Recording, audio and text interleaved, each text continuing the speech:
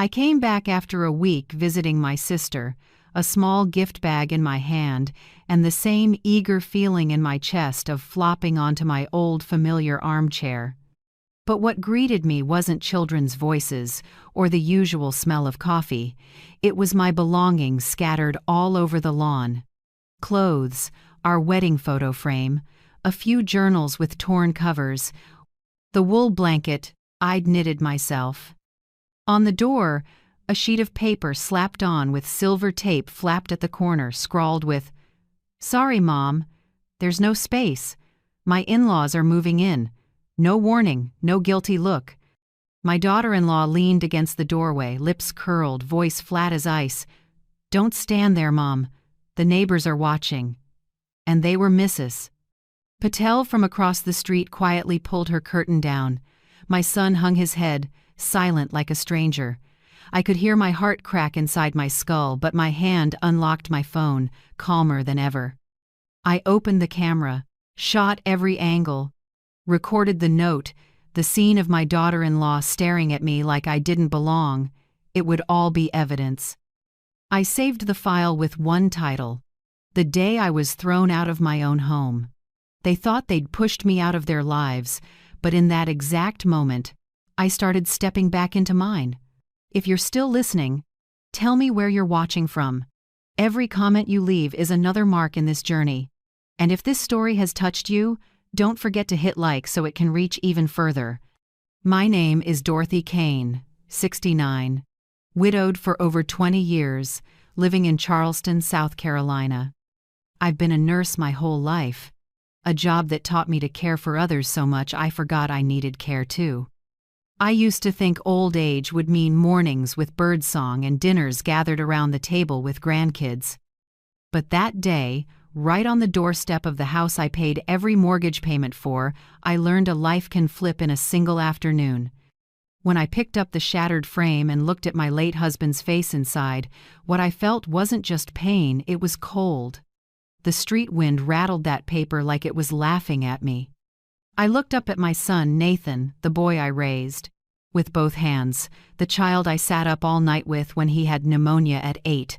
Now he stared at the floor like he was waiting for me to vanish. Mrs. Patel, my Indian neighbor of more than 10 years, hurried over, eyes wide. "Dorothy, what is happening? Did they do this to you?" I just nodded. My voice was quiet, but each word was firm. "Please do me one thing, Patel. Be a witness. Snap the clock, the date and time. They're going to have to answer for this." She nodded and fumbled for her phone, hands shaking. I kept photographing every corner, every item tossed like trash: the knit blanket, the wedding photo of me and Tom, the mug my grandchild once painted a heart on for me. Every click cut like a blade, but I knew, without evidence, pain gets erased like it never existed. I walked around the house and peered through the window.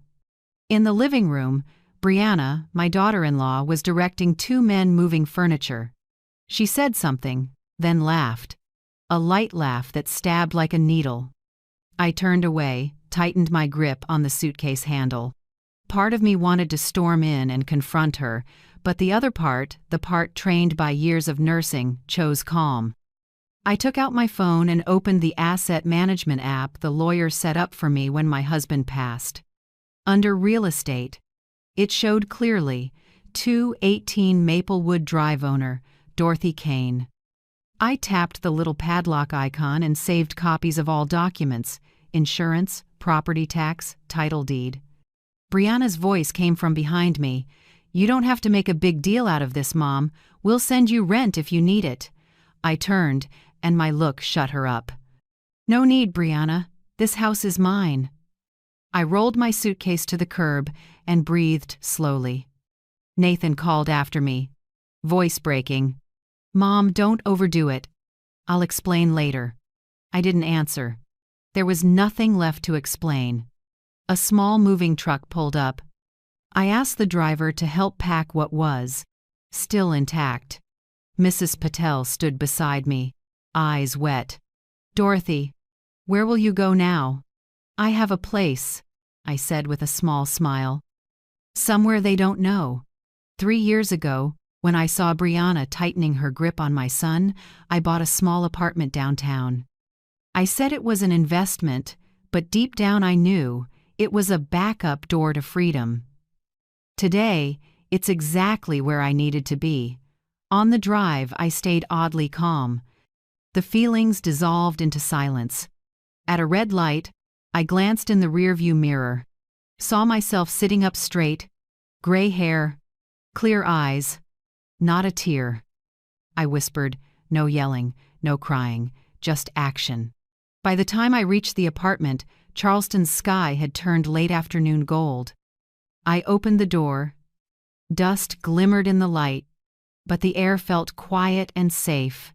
A small 2-bedroom with oak floors and clean white walls, simple but mine. Completely mine. I set down my suitcase, flipped on the lights, and began placing a few things. Tom's photo, a Bible, the old tea kettle. Mrs.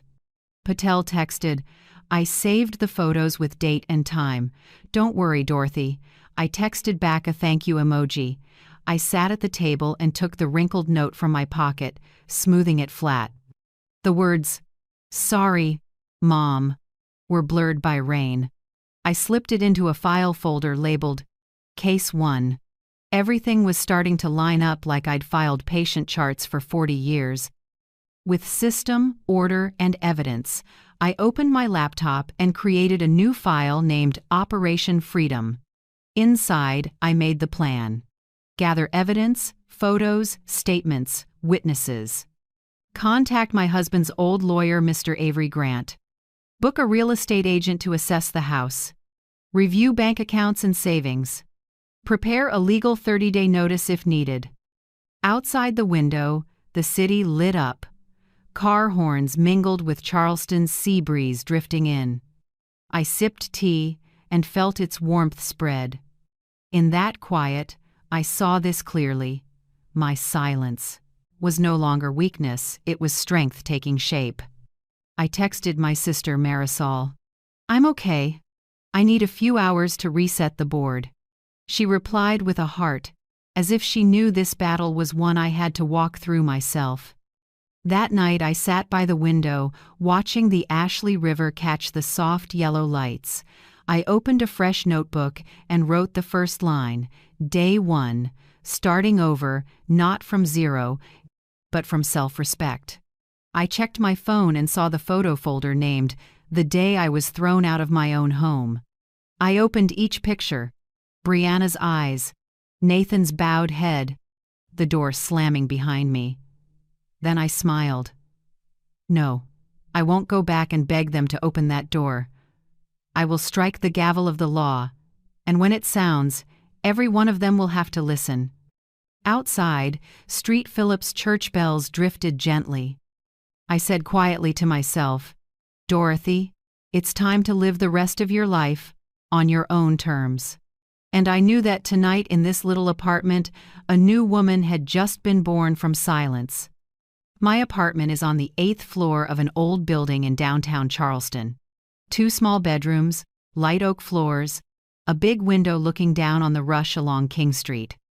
The afternoon sun slants through the blinds, coating everything in a warm, honey-soft glow. When I turn the key and the door swings open, the smell of dust and old wood rushes in, but oddly, I don't feel lost, I feel free. I start cleaning. Wipe the cabinets, wash the curtains, take out the trash, throw the windows wide for sunlight and sea air. Each motion feels like shaking off layers I've carried for years.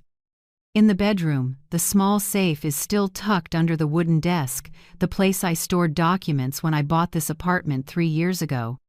I kneel, set the combination, and check every envelope, deed, bank book, insurance copies, papers proving ownership of the old house. Everything's intact. I rest my hand on the stack like I'm touching a spine of my life, solid, quiet, and untouchable unless I allow it. After I sort the closet, I call my sister. "Marisol, I'm back in Charleston." She's silent for a beat, then her voice breaks with anger. Dorothy, tell me, did they really do that? They threw your things on the lawn? Why didn't you kick them all out? That house is yours. I chuckle softly. I will, but not the way they expect. I have evidence. I have the law. You're always too calm, she sighs. If it were me, I'd have set off a storm.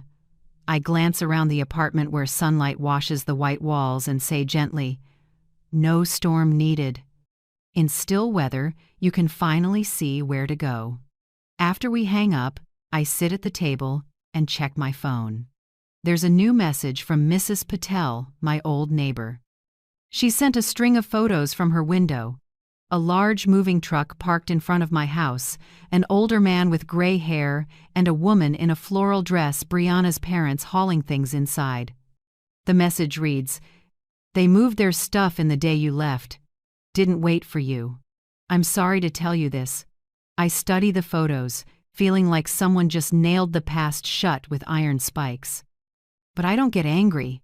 I save them into a folder titled Evidence 1, Property Occupation. Then I set the phone down, pour a black coffee, and sit on the balcony.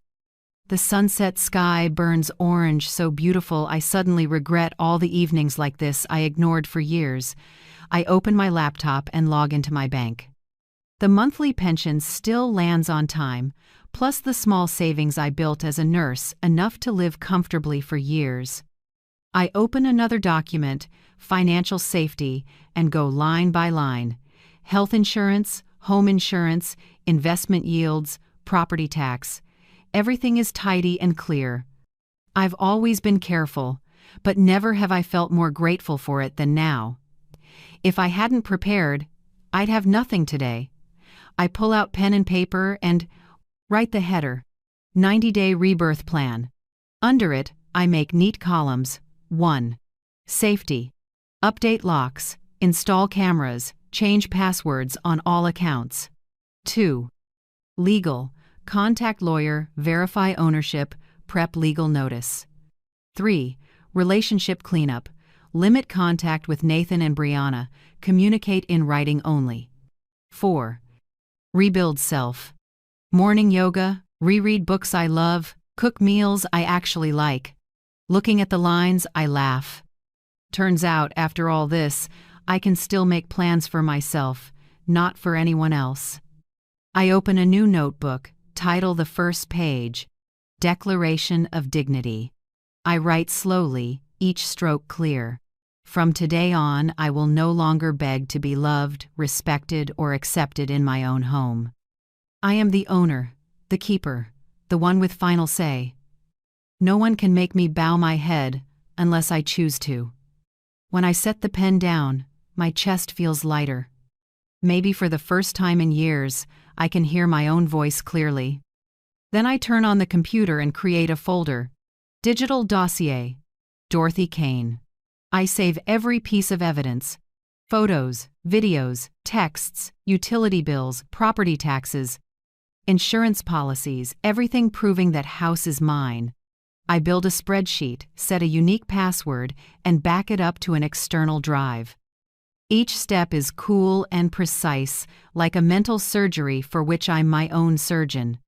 That evening, I eat my first dinner in the apartment: toast, chicken soup, and a glass of leftover red wine from last year. The warm light bouncing off the wood table makes the room feel strangely cozy. I turn on the radio, let old jazz mingle with the breeze. It's simple, but every breath tastes like freedom. At 10 p.m., a text pings from an old colleague, Sandra, now a real estate agent. She writes, "Heard what happened through Marisol. I know a great agent named Ryan Cole, young but kind and trustworthy. Want me to have him reach out?" I reply right away, "Yes. Please send me his number. Thank you, Sandra." I jot the info into my planner. Next to a small line, "Prepare the rightful path." I know exactly what I'm about to do. Not revenge, not destroying anyone, but reclaiming the right to stand in my own name. Before bed, I step onto the balcony. Charleston's night wind carries salt and the faraway hum of boats at anchor. The streetlights below look like stars fallen to the ground. I tilt my head back, breathe deep, and feel a strange calm settle in. Then I go back inside, open my notebook to the last page of the day, and write 3 big words, my hand a little shaky but firm: do not back down. I set the pen down and look at the words for a long time. They feel like a vow not to anyone else but to me. That night, for the first time in years, I sleep deeply. No dreams, no dread, just the sweet quiet of a beginning. And when the first light slips through the blinds, I wake up, brew hot coffee, and open the windows for the sun. Sparrows chatter on the balcony, and the river wind drifts in briny and fresh. I take a sip, sit at the table, look over the plans I've made, and whisper, "Dorothy Kane, welcome back." One old chapter has closed, and the small key in my hand, the key to this apartment, now opens more than a door. It opens a new life. The next morning, I wake to sparrows and the smell of coffee filling the little apartment.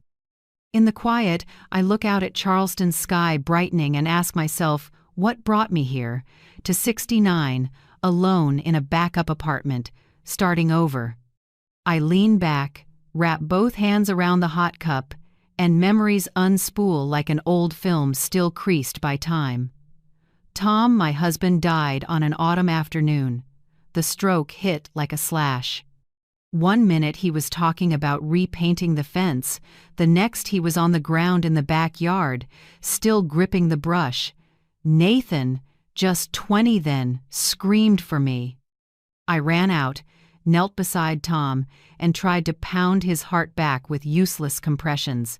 The ambulance came too late, when they pulled the sheet over him.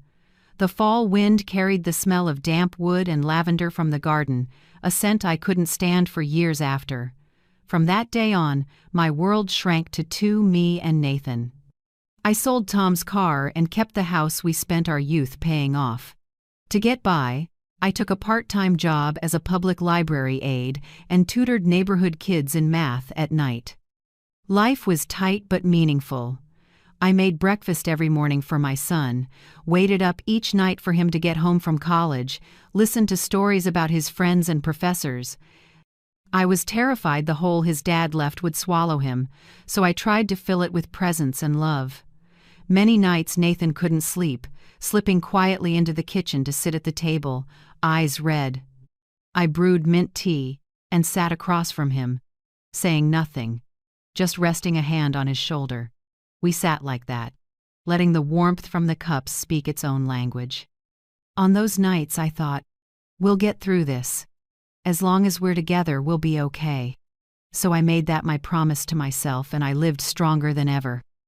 Nathan graduated with a logistics degree, and I cried through the whole ceremony. I remember him hugging me and whispering, "Mom, I did it. I want you to be proud." I was. More than anything. Not long after, he met Brianna, the young secretary at his new company. They met at a work event, and everything moved so fast I couldn't catch up. "I still remember our first meeting," Brianna smiled softly, spoke gently, called me Mrs. Kane in a honey-sweet voice. I thought, my son is lucky. When they got engaged, I cried happy tears. I sold a few of my mother's old jewelry pieces and paid nearly half the wedding costs. I wanted my son to start without worry. I believed his happiness would be mine, too. The wedding was in a small church draped in white flowers. Nathan wore a gray suit and stood in the aisle with the smile of a man about to have a family. I sat in the front row in my old blue dress, chest swelling with pride. I thought Tom would be proud if he could see our boy that day. After the wedding, I invited them to live with me. My 3-bedroom house near downtown had a small yard, a white fence, and the apple tree Tom planted before he died. I said, "Stay here until you two get settled. Don't rush to buy a house." Brianna smiled, thanked me, and held my hand. I believed she meant it. At first it really was happy. I made breakfast, Brianna washed the dishes, Nathan drove to work, and I watered the plants, tidied up, and knitted on the porch with the radio on. It felt like a classic American family, warm and easy. But things started changing in tiny ways. First with dinner. "You cook great, Mom, but my family doesn't really do a lot of garlic," Brianna said. Then laundry. "Mom, our towels get folded a different way." Then the smell of the house. "It might be because you make soup a lot, the scent sticks to the sofa." Her voice was always soft, but every line jabbed like a pin. I didn't react. I quietly changed, cooked less, opened more windows, bought the room spray she liked. I told myself, peace matters. Nathan has already lost enough. Then my dining table got pushed aside. They bought a new one and put it in the center, while the old table I loved was moved to the porch. Once, when I ate alone out there, Nathan came out, squeezed my shoulder. "Mom, don't be upset. Brianna just wants things organized." I smiled and murmured, "I understand. Do what makes you comfortable." But my eyes blurred when I turned away. I started shrinking myself. Not because anyone ordered it, but because I was afraid to crack my son's thin peace. I ate later than they did, spoke less at dinner, and spent more time in my room reading and listening to music, pretending it was my choice. But really, I was fading out. Then Ethan was born, my first grandchild. I cried when I heard Brianna was pregnant. I made soup, knit, sweaters, set up the nursery. I thought this would change things. Surely a baby would bring us closer. But right after he was born, Brianna drew an invisible line. "Sorry, Mom," she said, smoothing her hair. "The doctor says older people shouldn't hold babies too much. It affects their immunity." I forced a smile. "Oh, I understand." But something inside me tore. She wouldn't let me hold him, bathe him, or rock him to sleep. I was allowed to stand and watch, like a visitor. Nathan was busy and always said, "Mom, she's just anxious. Don't take it to heart."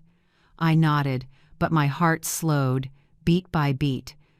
2 years later, Lily arrived. She was a small light, but the rules grew stricter.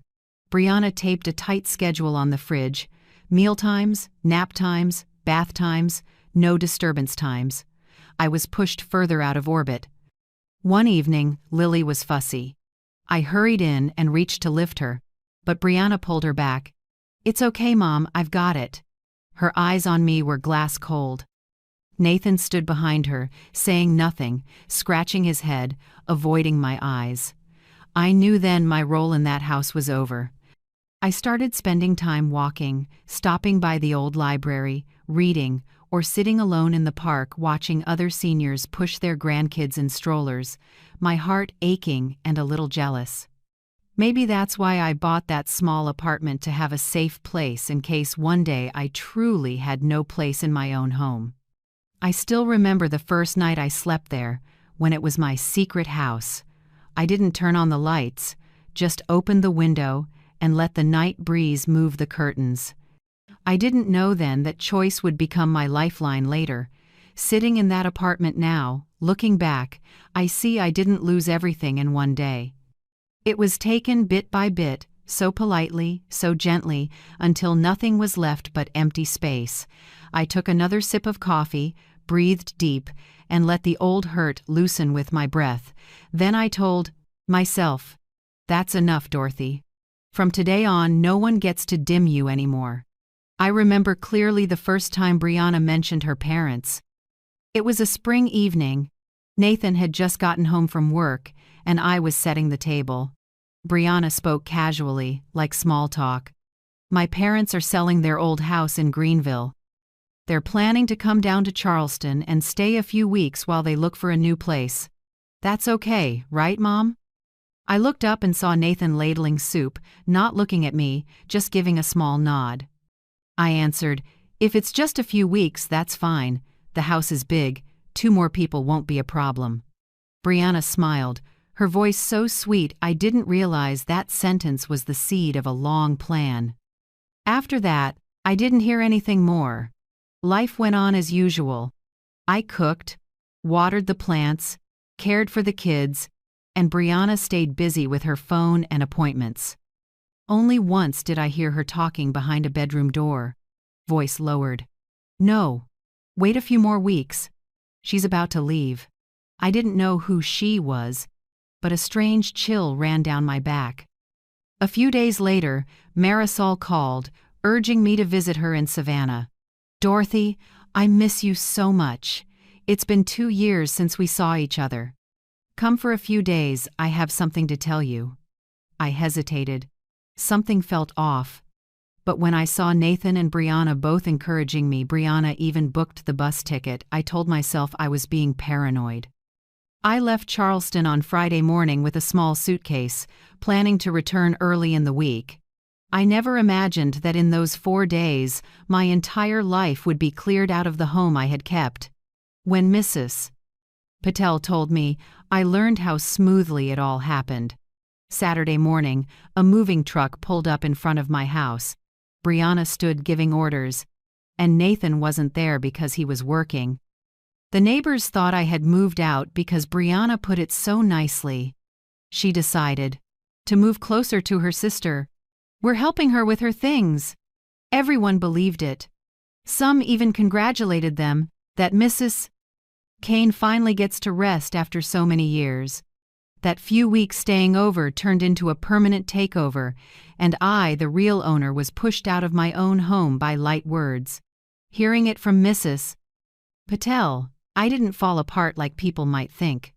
I was quiet for a long time, then gave a thin smile.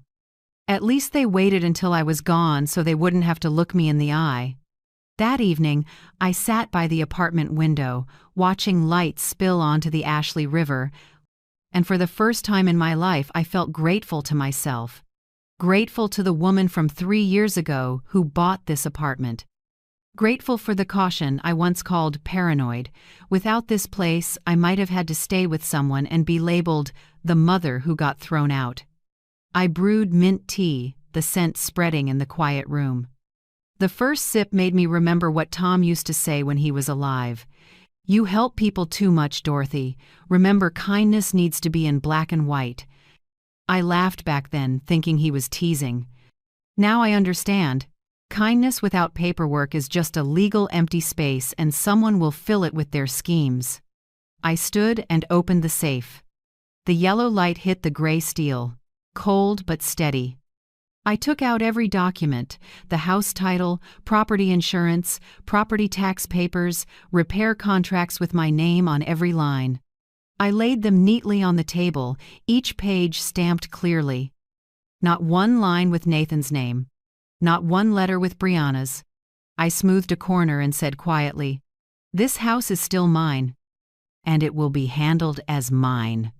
I felt like I could hear the heartbeat of a woman once dismissed, starting up again, stronger than ever. And have you ever had to stay silent to keep your dignity like that? If you have, leave a line in the comments someone out. There may need your story to find the courage to stand up. I opened my phone and sent Nathan a single line. I got the message on the door. No blame, no question mark. I knew that was enough. They'd read it, understand, and start to worry. I powered down the phone and set it aside. What I felt wasn't anger anymore, it was absolute clarity. Before, I would have reacted with tears. Now, I would act with reason. I took my notebook and wrote the first checklist for my countermove. 1. Agent, find someone to assess the house and guide me through the sale. 2. Lawyer, confirm ownership and use rights, and the rules for removing occupants. 3. Notice to vacate. Prepare a legal 30-day notice. End quote. 4. Minimal communication. Speak only when necessary. No arguing, no pleading. 5. Evidence log. Keep every photo, message, and audio clip relevant. When I finished, I rested the pen on the page and took a long breath. This time, I hold the law, they hold feelings. And the law doesn't cry. The next morning, I went to the bank to print property tax and home insurance statements. The clerk looked over the files and said, "You keep your documents really well. Most older clients can't manage this." I smiled.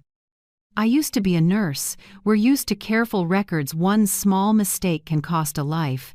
In life, one wrong signature can cost you your home. The young woman looked at me with admiration, but I only felt sad. Being careful isn't a choice anymore, it's survival for someone who's been betrayed. At noon, I got a text from Mrs. Patel. "I just heard Brianna's relatives telling people you moved out on your own. They're bragging the house belongs to the new family now." I read it and smiled faintly. New family, sure.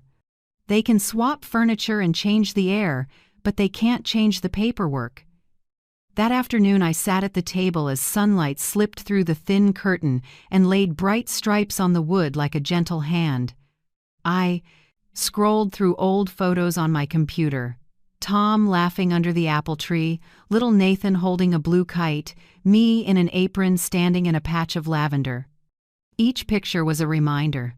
I built this life with work, love, and loss. No one gets to take it with a sloppy note. That night, I sat by the window and wrote a letter not to send, but to set myself free. "Nathan, I'm not angry at you, but I will never forgive your silence while others erased my name from my own home. I'm not seeking revenge. I will only take back what's mine by the law, with reason and with dignity." I folded the letter, slipped it into an envelope, and put it in the drawer. Maybe I'll give it to him one day, or maybe never. Writing it was enough to make my heart lighter. When the clock struck 11 p.m., I shut my laptop and looked at the checklist on the wall. Each bullet was a step I would take not to prove anything, but to remind myself that my life is still in my hands. I made another cup of tea and stepped onto the balcony. The night sky was full of stars, the city calm. Somewhere in that old house, they were probably sleeping well. Sure, I'd vanished for good. I smiled, breathed in the night, and whispered, "No, Brianna. This old mother isn't gone. I'm just not coming back with feelings this time. I'm coming back with the law." The river breeze swept through, cool and clean. I closed the door and wrote one small line in my journal before bed. "Tomorrow, the action begins." Then I turned off the lights. In the dark, I could hear my heartbeat, not the beat of someone weak, but of a woman who has taken back the steering wheel of her life. On Monday morning, just after I rinsed my first coffee cup of the day, there was a soft, cautious knock, the kind people use when they know they're about to face the truth. I opened the door. Nathan stood there, hands in his pockets, head down. Morning light showed the worry lines on his forehead. My 45-year-old son looked strangely small. I didn't know they'd come so soon, Mom," he began, voice shaky and rough. I tilted my head to let him in. The apartment was small but bright and neat. Nathan glanced around, maybe surprised it didn't look like the picture someone had painted of a pitiful mother thrown out. I calmly poured 2 cups of coffee and set one in front of him. "Drink," I said evenly. "It's the same roast from your father's old shop." He didn't touch the cup, just nodded. I sat across from him, fingers laced, eyes steady on my son. "You said they came earlier than planned?" Nathan nodded, avoiding my eyes. I didn't think they'd move in for good. Brianna said just a few weeks. You know, they're looking for a place." I cut in, voice low and clear. "A few weeks isn't a permit to occupy. I only want to know one thing." I tilted my head, gaze fixed on him. "Who signed off letting them stay?" That question popped his excuses like a pin. He went silent. His finger tapped the cup, his eyes drifting. I didn't add a word. The room got so quiet I could hear the clock ticking, like it was counting each beat of his shame. Finally, he sighed. "I was wrong, Mom. I just wanted everyone to get along. I thought you wouldn't mind if they stayed a few weeks. Brianna said you were never home anyway." I sipped my coffee and gave a small, even smile, neither bitter nor too forgiving. You thought that, but you forgot something. Even if I'm not there every day, the house is still in my name. That means only I get to decide who stays and who doesn't. Nathan said nothing. I could see his eyes swinging between guilt and confusion. I pulled an envelope from my pocket and set it on the table, the copy of the deed. Under the light, Dorothy Kane was bold and undeniable. I nudged the envelope toward him.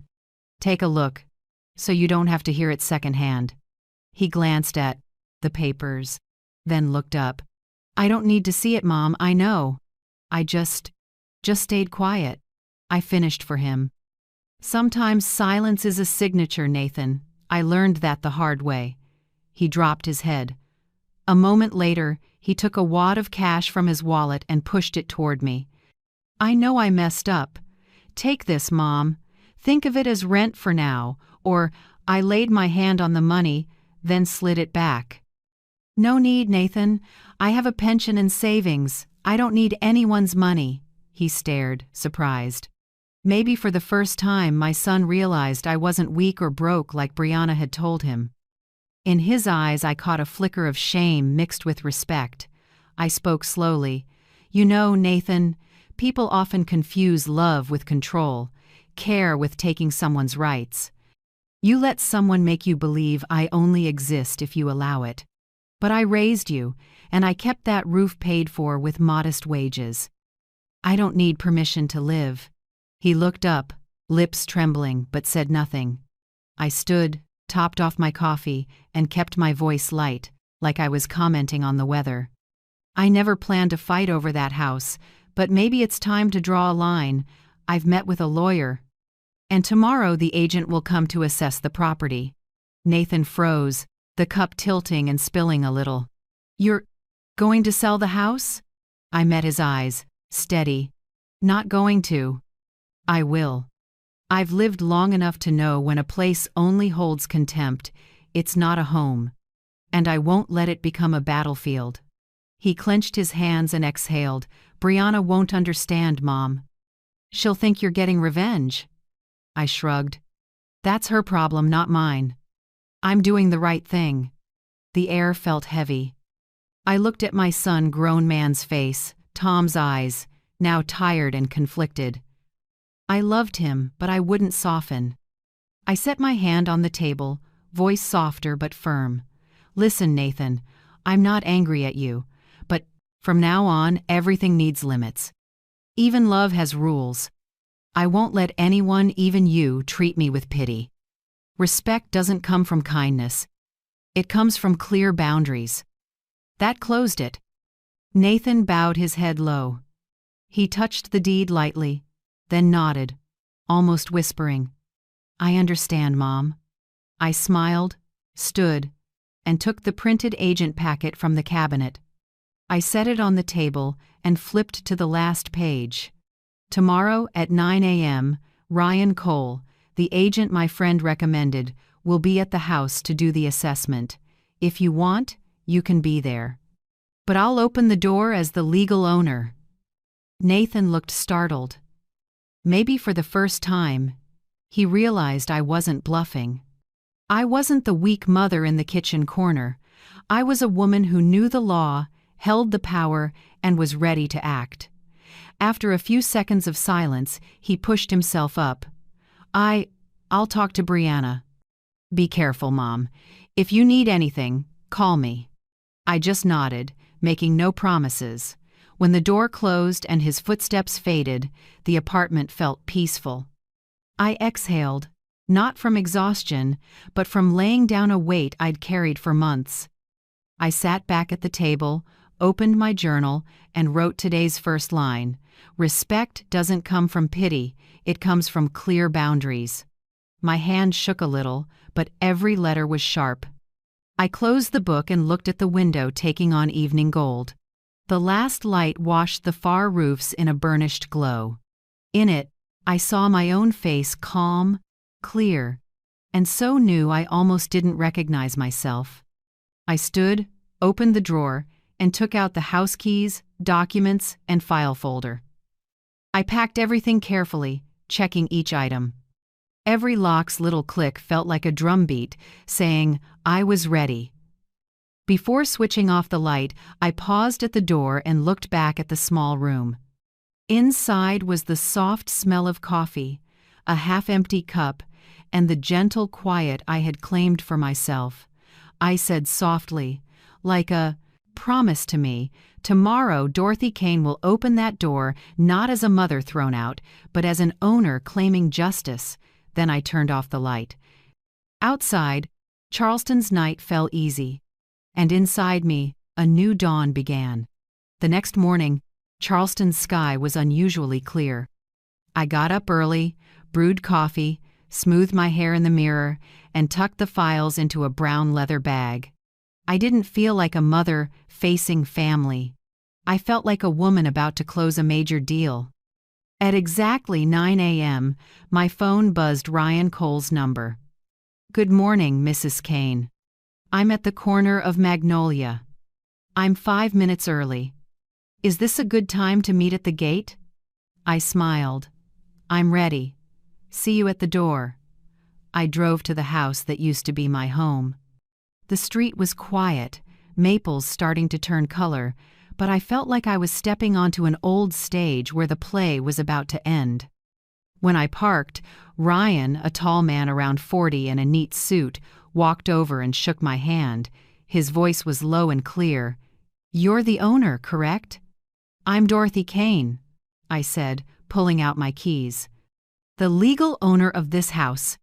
I slid the key in and turned it. The click sounded crisp, like a statement of authority. The door opened and a mess of perfume, fried food, and cheap cigarette smoke hit me. A once bright house was now damp and cluttered. The sofa was stained with grease, the floor scuffed with footprints, and my family photo on the wall had been replaced by Brianna and Nathan's wedding portrait. Ryan glanced around, jotting notes fast. Looks like a lot of interior changes, ma'am. I nodded, voice even. Not authorized, but I'll address it legally. From the primary bedroom, Brianna's parents stepped out, clearly not ready for this morning's visit. He wore a wrinkled t-shirt. She had a scarf thrown on. Seeing me, they froze, eyes wide like the sheriff had knocked. Mrs. Dorothy, we thought. The man stammered, we thought you had moved. I smiled, voice light as air. No, I just took a few days off, and this is my agent, Ryan Cole. We're here to assess the house I'm considering selling. She forced a smile. His face flushed. Sell? But our daughter is staying temporarily. I cut in, still calm. Temporary doesn't change ownership. I walked slowly into the living room and took in every detail. Familiar things were gone. The bookcase missing, my china mugs replaced by cheap liquor bottles, curtains a different color. In the corner, my cat Daisy was gone. A chill passed through me, but I didn't let it linger. Ryan got to work, measuring, shooting every corner. He spoke in professional, steady rhythms. This area's rising fast, Mrs. Kane. Near the new commercial corridor and the expanded high school. With light interior refresh, you could sell for about 20% more than 3 years ago. I nodded and jotted it down in my notebook. Brianna's mother hovered behind me, restless. I heard her phone buzz in her purse, then saw a message flash. Call Brianna now. She slipped into a corner and whispered into the phone, Honey, I don't know. She's here with a real estate agent. Call Nathan. I kept my face calm, as if I hadn't heard a thing. Ryan walked through the primary bedroom, the one they were using, and stopped. The bed was unmade, sheets wrinkled, closet doors wide open. He turned back and asked quietly, Do you want me to document this condition in the report? Of course, I said. And add another item. Unauthorized changes to the interior layout, damage to the downstairs hardwood, and use of the owner's private area without consent. I pulled out my phone and took a few photos, every detail. The lens caught the two of them edging by the door, faces gone pale. I knew these shots would be attachments in my legal file later. When Ryan finished measuring, we stepped onto the back porch. The garden I once took pride in was overgrown with weeds, the fence broken, and the apple tree Tom planted had been cut down. I bent, picked up a dry splinter from the old stump, the only piece left, and held it tight. Ryan looked at me, voice low. "I'm sorry, Mrs. Kane." I smiled. "No need. Sometimes losing the old is the best way to make room for the new." Back in the living room, Brianna's father was trying to be polite. "Mrs. Kane, maybe this is all a misunderstanding. Our daughter didn't mean I raised a hand and cut him off. I understand exactly what she meant. But there's nothing to debate. I'm here to follow procedure. From now on, any contact about this house goes through my attorney, Mr. Avery Grant. Here's his card." I set a small card on the table. "If you have questions about moving out, Mr. Grant will explain your rights and obligations." They stood there, both scared and confused. I could guess their thoughts that the woman they took for weak had just flipped the board. Ryan double-checked his notes. "At current market prices, I estimate the house could fetch between $680,000 and $720,000. If you'd like, I'll send a draft listing with a timeline this afternoon." I nodded. "Do it. I'm not interested in renting it out. I want to sell clean and final." He smiled and scribbled. "Honestly, your timing is good. Inventory in this neighborhood is tight this quarter. I'm confident you'll get a buyer quickly." I looked around brick by brick, wall by wall, then said softly, like closing a long chapter, "This used to be a home, but now it's an asset. And assets should be priced correctly, not clouded by feelings." Ryan got it and nodded. He shook my hand. "All business. I'll send the file this afternoon with photos and the timeline. Vacate. List. Open house. Close. I also recommend your lawyer send a formal notice within 24 hours. I answered. "Already scheduled. Mr. Grant is expecting me this afternoon." As we left, I could feel tense eyes following from the window. Brianna's mother was on the phone non-stop, probably with her daughter and Nathan. Her voice wavered. "She says she's going to sell. Do something." I stepped down the front stairs, morning sun warm on my shoulder. Ryan opened the car door. I turned back for one last look. The wooden plaque reading Kane Residence still hung there, but the paint was peeling and the letters fading. I thought maybe I should take it down, like taking down an old illusion. On the drive back, I called attorney Avery Grant. He'd helped Tom with an insurance matter years ago, now in his 60s, but his voice still steady and sure. "I've heard, Dorothy," he said. "Stay calm. I'll draft a 30-day notice to vacate. They have no legal right to be there, so you're fully within the law." I smiled, eyes on the road. "I don't want a circus. I just want it done right. And that's exactly why you'll win," he said. That evening, Ryan emailed the first packet, the draft listing, projected price range, and a 6-week open house plan. His last line read, "This home is worth much more than people think, especially when it belongs to someone who knows her own worth." I finished reading and smiled. At sunset, I sat by my apartment window and opened my journal. Today, they saw me walk in with the legal key and leave with composure. That's the only way to get respect back, not with shouting but with evidence, paperwork, and self-control. I closed the journal and poured a little jasmine tea, the scent filling the room. In the soft light, I noticed my hands weren't trembling like the day they threw my things on the lawn. They were steady, quiet, holding the board. Tomorrow they might panic, argue, justify. I'll just smile. Because now this game has rules, and I'm the one holding them. The next afternoon, I arrived at attorney Avery Grant's office right on time. It's a classic red brick building downtown, tucked in the old historic district. Gold letters on the glass door read, "Avery Grant and Associates, Real Estate and Civil Law." I know places like this well, the smell of paper and ink, that careful atmosphere reminding you every word here carries legal weight. Avery welcomed me into a sunlit room. He was the same silver hair, a deep voice, the calm eyes of someone who's seen hundreds of disputes end with the law on the right side. He motioned for me to sit and opened the file I'd sent the day before. "Dorothy, I've reviewed everything," he said, voice solid as oak. "The deed, property tax, and insurance all in your name. No one has the right to use, allow occupancy, or make structural changes without your consent." I nodded and gripped the teacup his assistant had brought in. "I don't want drama, Avery. I just want it done by the book." He smiled slightly. "That's why I like working with you. Now listen, we'll send a legal 30-day notice to vacate, with clear consequences if they don't comply." He pulled out a template, clean, precise lines of text. Under Section 273710 of the South Carolina Code of Laws, an occupant without ownership or a legal lease must vacate the premises within 30 days of receiving notice. If not, the owner may seek a lawful eviction order and damages. Avery looked up, calm but firm.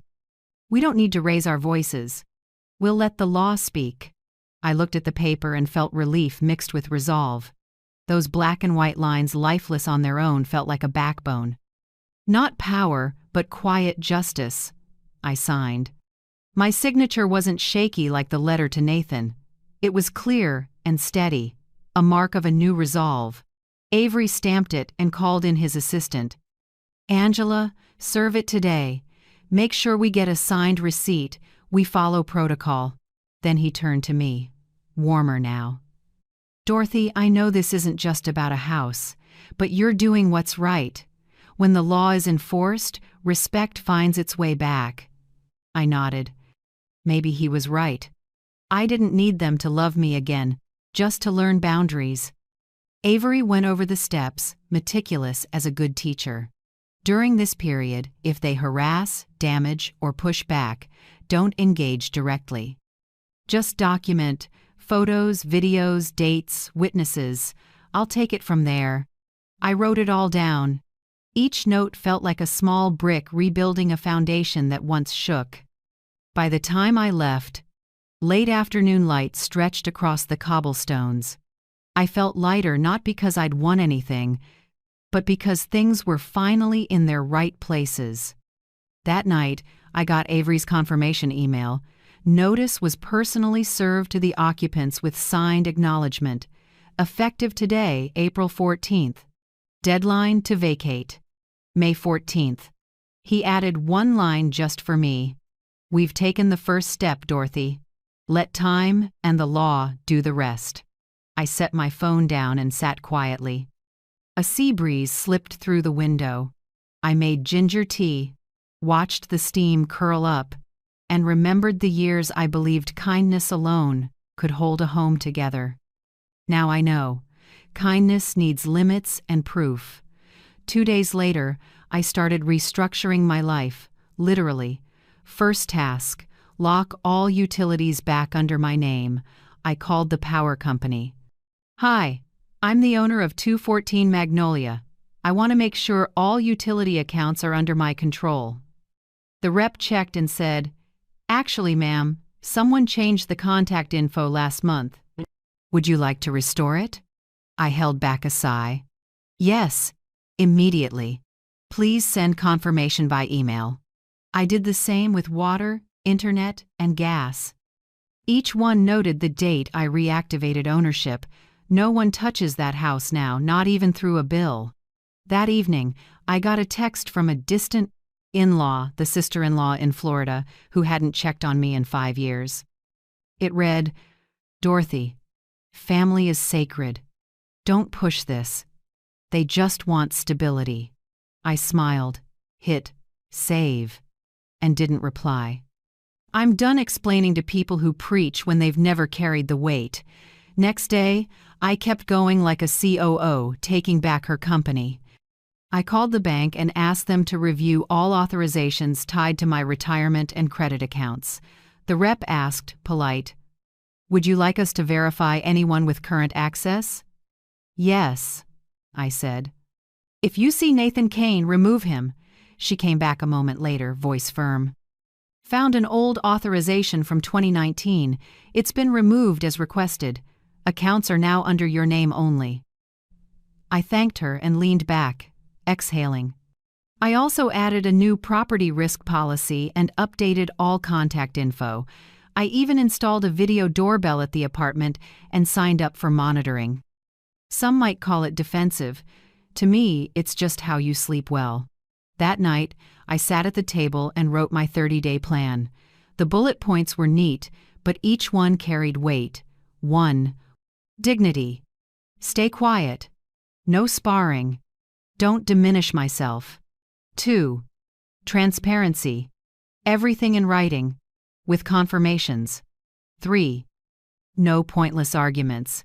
My time is worth more than their excuses. 4. Keep calm. The law backs the person who doesn't lose control. 5. Self-care. Eat, sleep, read, exercise. Don't let them take my mind, too. When I finished, I put the pen down. The warm desk light fell across my hands that once shook when I was humiliated, now steady like roots gripping soil. I checked the clock, 10 p.m. Outside, Charleston was unusually quiet. Far-off waves thumped like a lullaby. I turned off the light, got in bed, and pulled up the covers. Peace rolled in with each breath. For the first time in years, I slept deeply. No dreams of the past, no thoughts of Brianna or Nathan, no door slamming in my face, just a long, quiet, solid sleep like I'd finally taken back the right to be in charge of myself. 3 days after the 30-day notice was served, I was watering flowers on the balcony when the doorbell rang. The sound was urgent and familiar, and my heart dipped for a second. I knew who it was before I opened the door. Nathan and Brianna stood there, looked like any young couple, but to me they were two storms pretending calm. Nathan wore a wrinkled shirt, hair messy, eyes a mix of worry and guilt. Brianna was different, fully made up, perfume so strong it drowned out my tea. "Mom," Nathan started, voice small and shaky. "We came to talk. Please give us a few minutes." I quietly opened the door wider and stepped aside. "Come in, but all I have is black coffee and silence." "Pick one." Brianna forced a smile. "Both are fine, Mom." I sat, poured 3 cups, pushed one toward them. The smell of fresh coffee filled the room. The scent that once meant togetherness now tasted bitter. They sat across from me.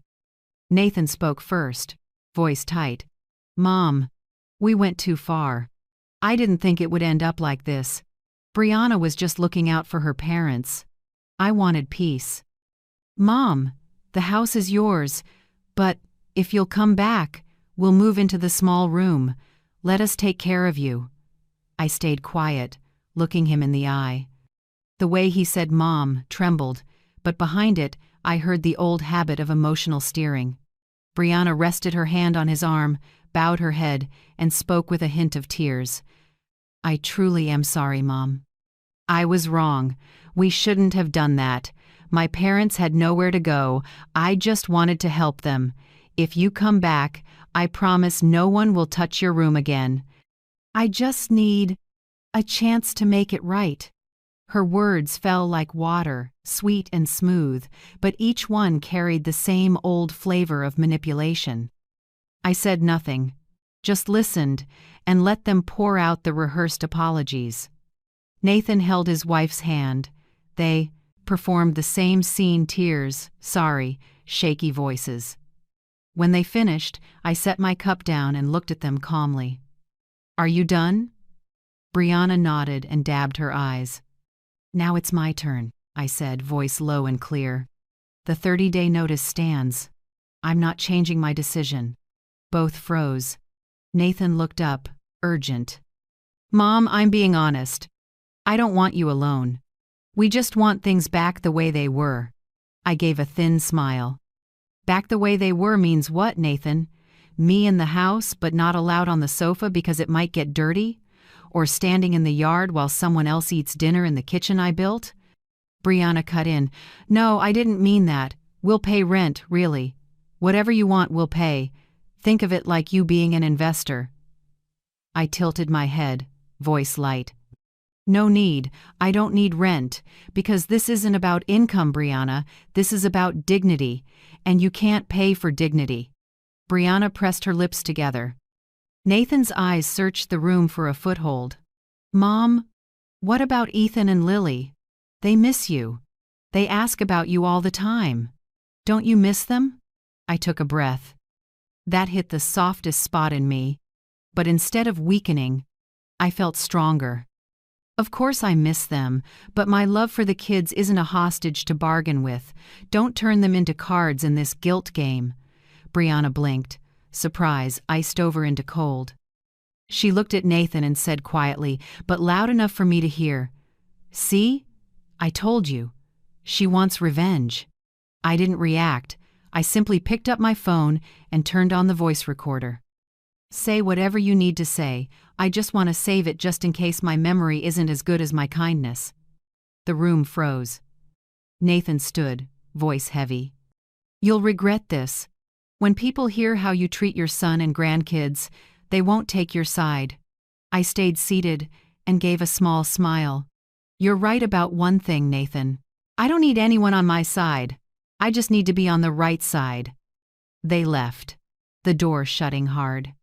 I looked out and saw them talking by the entryway. Then Brianna lifted her phone, probably calling someone. An hour later, my phone lit up non-stop, all familiar numbers I hadn't heard in ages. A cousin in Florida, the same one who stayed quiet when Brianna threw me out, suddenly wanted to make peace. Dorothy, don't be stubborn. He's your son. Blood can't be cut off. I answered simply. Blood that stays silent while I'm humiliated is just blood, not a bond.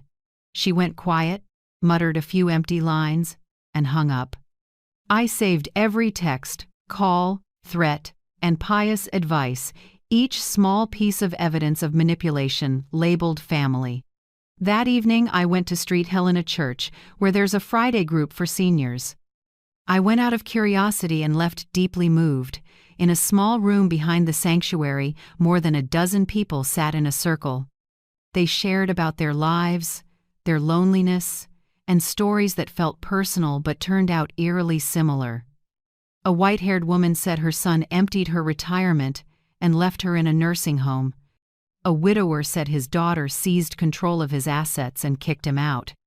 Each story was a scar, and they all shared the name the group leader finally said aloud: emotional elder abuse. Hearing that phrase, I went still. I had thought I was living a private tragedy. Turns out what I went through has a name, a definition, and even laws to protect us. I wasn't alone. A lady named Mabel squeezed my hand and smiled. We're not weak, Dorothy. We've just been quiet too long. On the way home, I walked under warm streetlights, the breeze carrying salt from the sea. I opened my phone and typed a note to myself, the line I knew I'd read every morning. Don't let old pain teach me to stay silent again. I saved it and locked my screen. My steps felt steadier. My back straighter.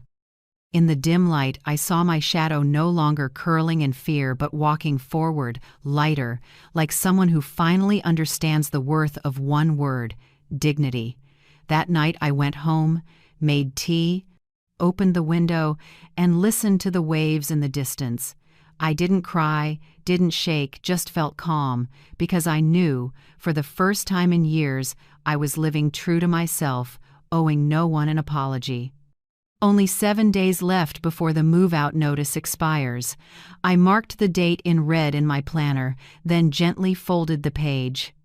Everything was on track: the house appraised, the attorney on it, and my nights beginning with peaceful sleep instead of tossing and turning. That morning, I was checking my email when the doorbell rang. A light, steady knock, not rushed. I knew it wasn't Brianna. She never knocks like that. I opened the door, and Nathan stood there alone. No perfume, no prepped lines, just my son, looking tired and thinner.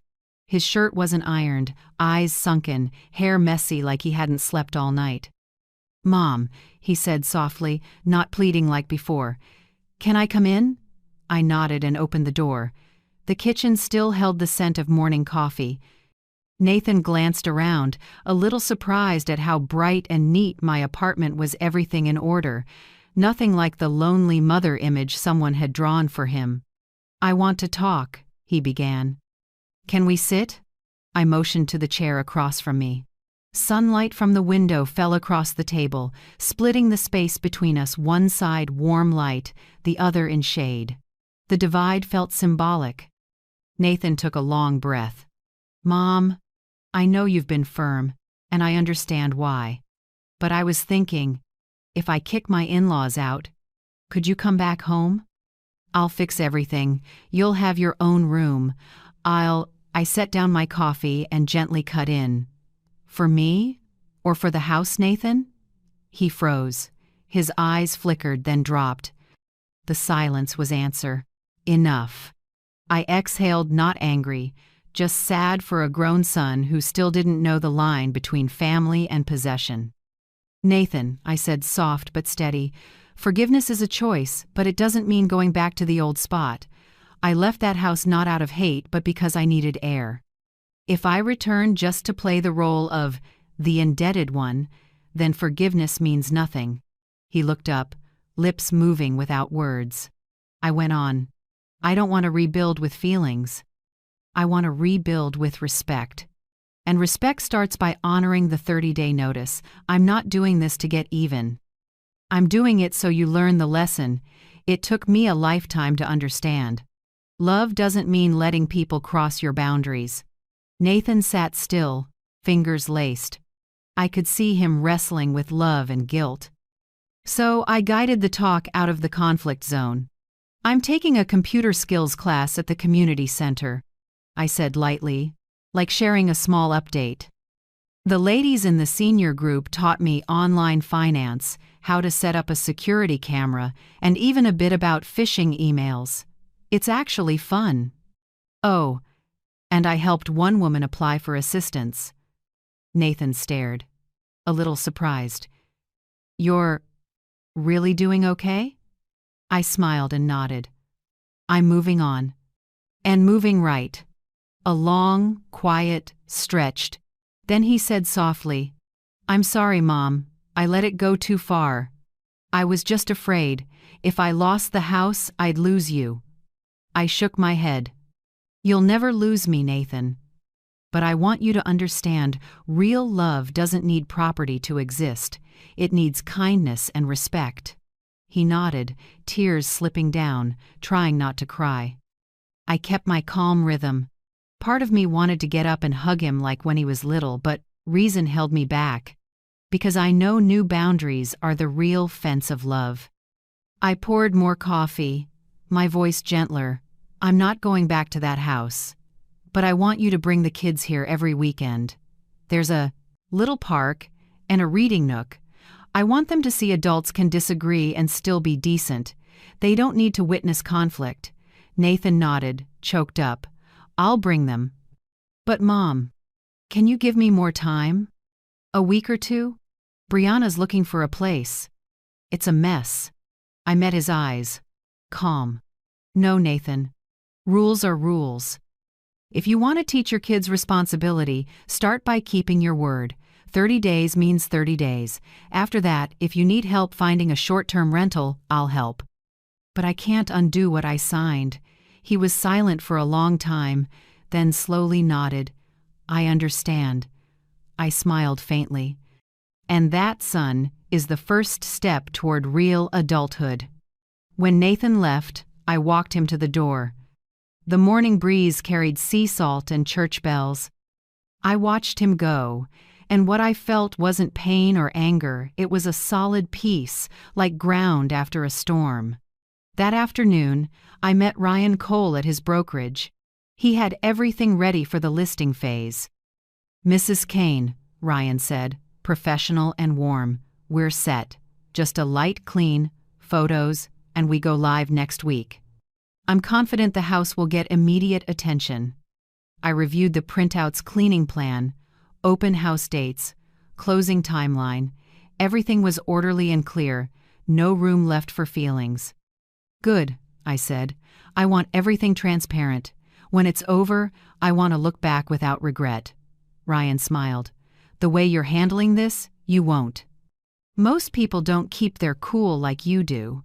I smiled back, maybe because I spent too many years in noise. Now I choose quiet but principled quiet. He nodded and shook my hand firmly. I'll send the final packet tonight. When I left the office, the sun poured gold over everything. I stopped at a small cafe, ordered jasmine tea, and opened my planner. In the corner, I stuck a blue note with a line in purple ink. Today's principles protect tomorrow's joy. I stared at it for a long time. It wasn't just a reminder, it was my promise to myself that no matter how life shifts or how tangled family gets, I'll keep that dignity like a compass. That night I came home, turned on the warm lamplight, and cracked the window for the night breeze. The city was quiet. I warmed a cup of milk, sat down, and opened my journal. My son learned his first lesson on boundaries. I learned my last lesson on forgiveness, and both of us are growing up even if we're long past being called young. I closed the book and smiled. Outside, church bells rolled low, and even like the heartbeat of someone who's weathered a storm and finally knows peace is a fair reward for those who keep their principles. On the 30th day, they moved out. No tears, no apologies, just the rattle of a moving truck on a damp morning. I stood at the curb, file folder in hand, watching the last boxes load. Nathan avoided my eyes. Brianna pretended to be busy on her phone. When the truck door slammed, they slipped away from Magnolia Street, the place that once held my youth. I didn't follow and didn't look back. I simply smiled and placed the keys in Ryan Cole's hand beside me. Your turn, I said. Ryan nodded, walked to the lawn, and drove a fresh sign into the grass. For sale, Ryan Cole Realty. The metal cutting into soil sounded crisp, like a period. Charleston's sky was strangely clear that day. Sunlight washed the rooflines and windows that had seen so many dinners, so many fights, so many broken promises. I watched, feeling both light and far away, as if burying a piece of the past, the only way to revive the rest of me. Ryan turned, upbeat. You'll be surprised. This area is hot. You'll get interest this week. He was right. 2 days later, my phone wouldn't stop buzzing. Emails with questions, a young couple wanting a showing. And by the first weekend, Ryan called, excitement in his voice. Dorothy, we've got a cash offer. $720,000, right on my estimate. I went silent for a few seconds. Not for the number, but because cash sounded like freedom knocking. The next day, I met attorney Avery Grant. He'd received the contract. As usual, Avery didn't rush. He slid on his glasses, read every clause, drew a red line through a few spots, then looked up. This is their add-on, a trap clause. If you sign without catching it, they can delay payment with fake repair demands. I'll strike it. He edited steadily, like someone used to facing dishonesty without flinching. I smiled. Avery, without you, I'm not sure I'd have the patience to finish this. He set his hand on the papers. It's your patience that makes the law work. You chose the right path, no shouting, just doing it right. When I signed, my hand shook a little, years of scrubbing bricks and tending roses compressed into one signature. But as the ink dried, I smiled. Not like someone who lost, but like someone who finally closed an old era. After the wire hit, I took 3 days to reset everything. I paid off the small stuff. Credit card, car insurance, a few hospital charges from last year. Clearing those debts felt odd, like lifting invisible straps from my chest. Then I set up an emergency fund in a 3-month CD. With Avery's help, I put the rest in a safe mix: bonds, CDs, and a small slice in a social fund. Not a fortune, but enough to live free without sweating every bill. One early morning I looked in the mirror. More gray, more lines. But my eyes were bright in a new way. I decided to treat myself to the beach trip I'd put off for family. I picked Tybee Island, a few hours' drive from Charleston. A small oceanfront room, windows full of wind and waves. The first day, I walked barefoot along the shore and let the water wash over my ankles. Each wave felt like a rinse cycle, old memories thinned out, old hurts fading under the tide. At night, I sat on the balcony, listening to surf mix with jazz from a nearby bar. I wrote in my journal, "I didn't lose a home. I traded for peace." 3 days on Tybee felt like a healing regimen. Late breakfasts. Reading on the porch. Unhurried sunsets. No one asking what I needed. No one telling me how to be. Just me and the right to be quiet in freedom. Back home, I decided to refresh the apartment that had witnessed my rebirth. I changed all the curtains to a soft cream, painted the walls a gentle olive, and added a few snake plants in the corners. Each morning, sunlight slid through gauze, touching my coffee and an open book. I set a small armchair by the window, Dorothy's reading corner. I changed the bedding, hung a few sunflower prints, the flower I've loved since I was young but never bought because Tom didn't like bright colors. No one stops me now. I live alone, and the apartment started breathing with me. One afternoon over jasmine tea, an idea landed. I'd start a social account not to show off, but to share what brings joy to people my age. My first post was a teacup, a copy of The Shell Seekers, and a simple caption, "Older age isn't the last page, it's a new chapter if you hold the pen." I didn't expect a few hundred likes in days. Many peers commented, "I'm learning to live again. I thought I was the only one lonely." I replied to each, slowly, honestly. That account became a small corner for people wanting to be heard and to hear. I shared easy meals for one, good reads, sometimes a story about pride and forgiveness. New friends appeared not by blood, but by empathy. One day, Ryan messaged, "I saw you online. You're inspiring more people than you realize."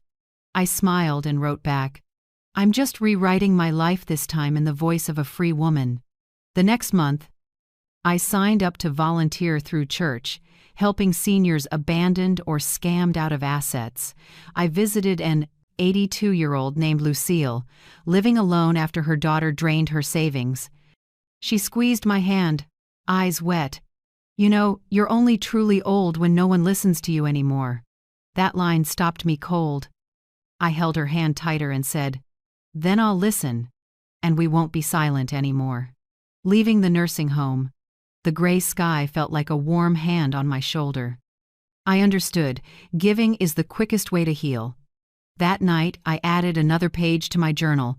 I sold the house but bought back my freedom. I lost the old road and found the right direction.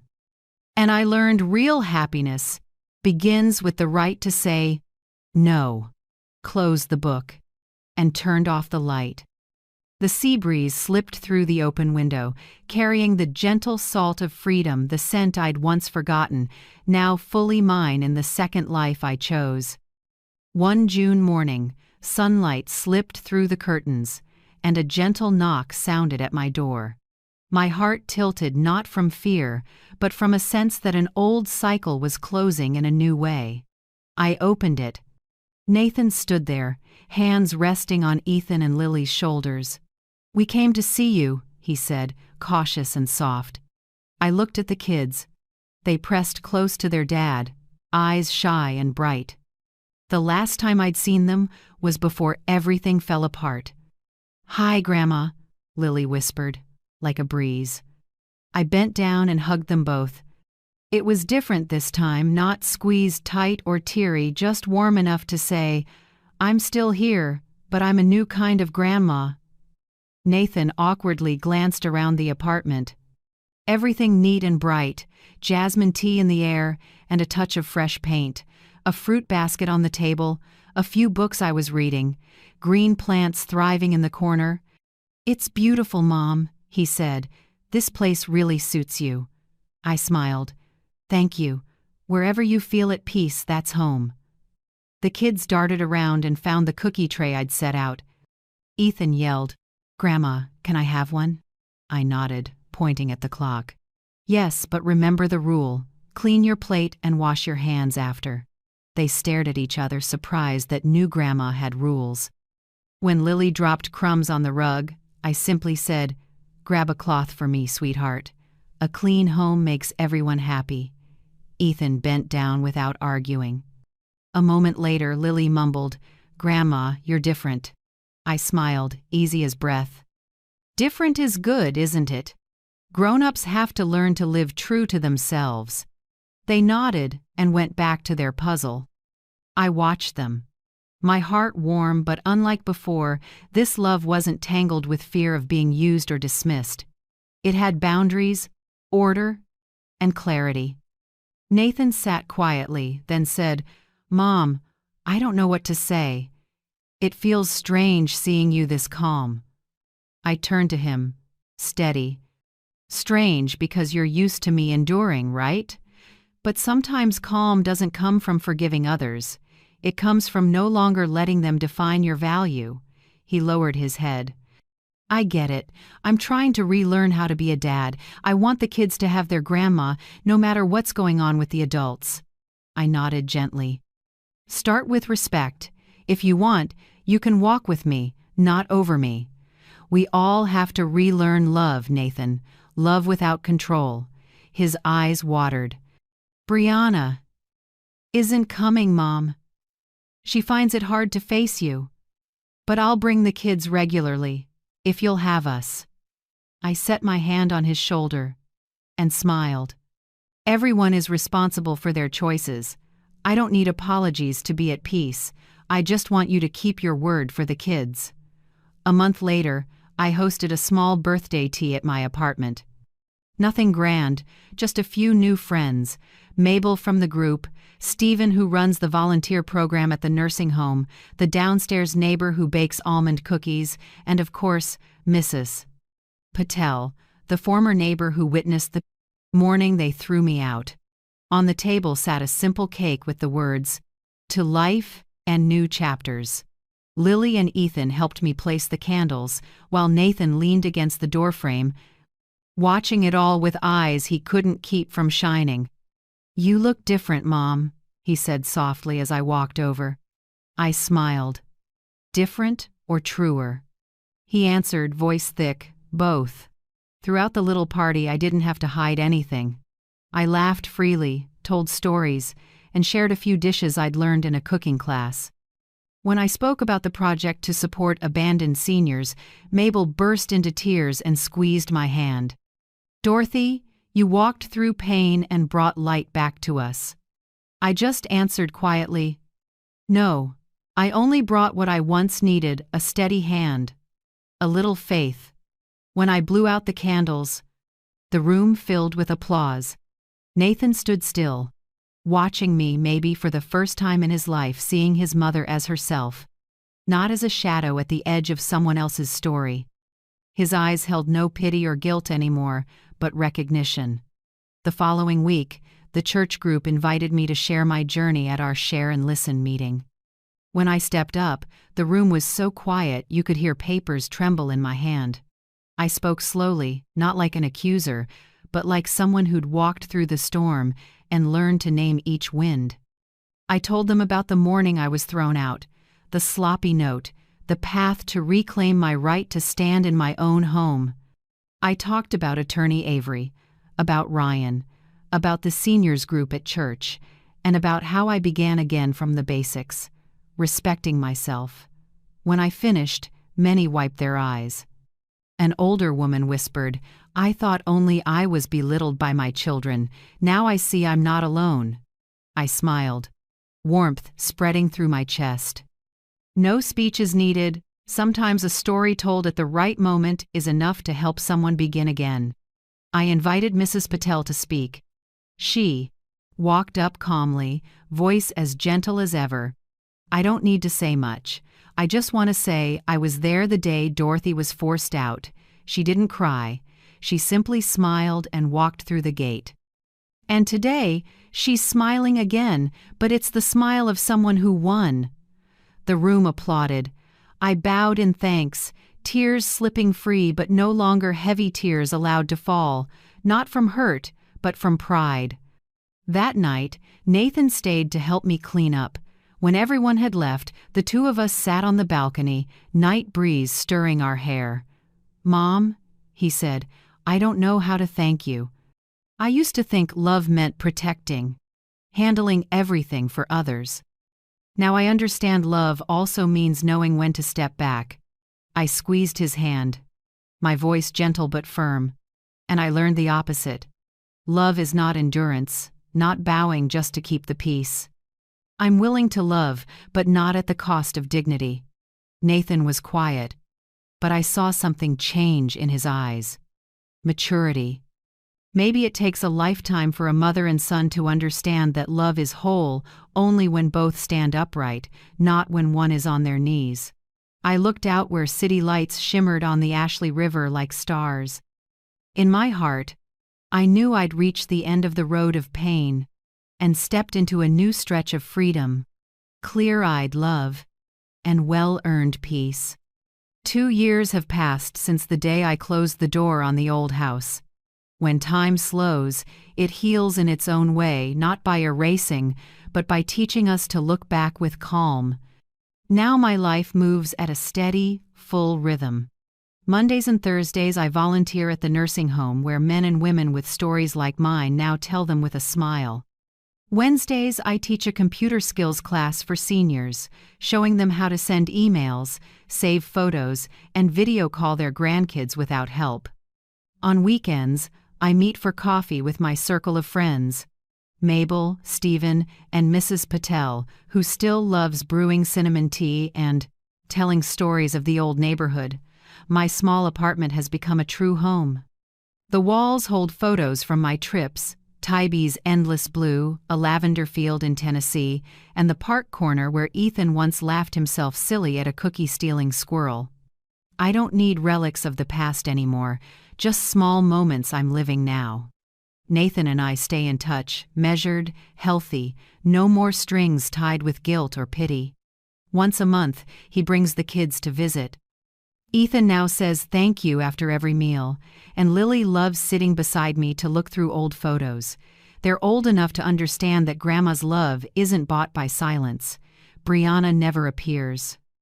I don't ask, and I don't resent it. Some people are stretches of road, not destiny. Everyone is responsible for their choices, and I've chosen to keep living without needing anyone to admit fault.